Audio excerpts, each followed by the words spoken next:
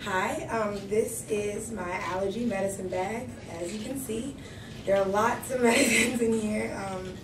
I take this everywhere. It stays at home with me, and if I sleep over someone's house, it comes with me.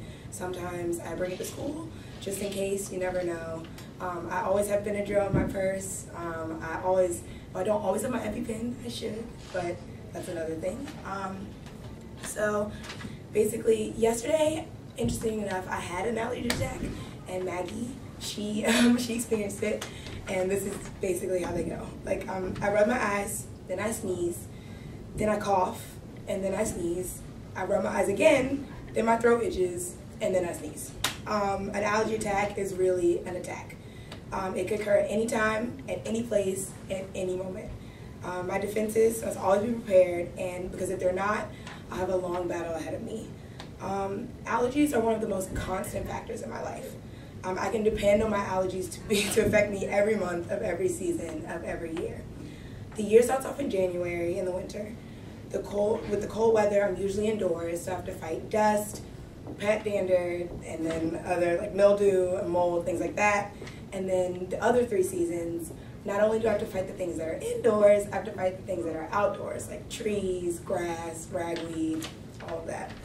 Not only am I allergic to things in the environment, I'm allergic to food.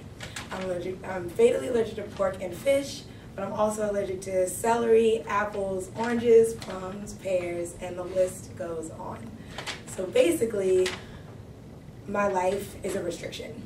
I always have to think about what I can wear for that day, even if I can go outside on certain days, if I'm allowed to go to people's houses, if the weather is going to permit me to just to live, basically. I'm used to it because I've had allergies since I was born, but I do know that I live a different life than those around me.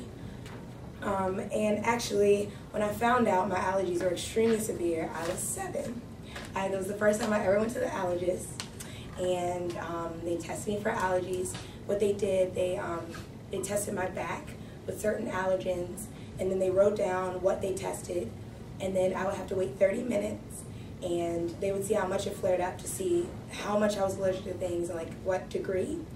I found out I was fatally allergic to pork, fish, and beef, and cats, and I cried. I cried. I didn't want to be different. I didn't want to have to not go over kids' houses because they had a cat. I did not want to eat things, and I didn't want to have those restrictions in my life. And my mom told me, she said, no, it's fine, our life won't change that much, but it did. My mom wants a dog, we can't get one. My dad likes to eat pork, we can't eat it. Basically, I always have to think about how I am considering the whole group. Like in the cafeteria, I often don't eat the lunch, or I don't eat what's at the salad bar, or things like that, because people use the same utensils for pork than they do for chicken.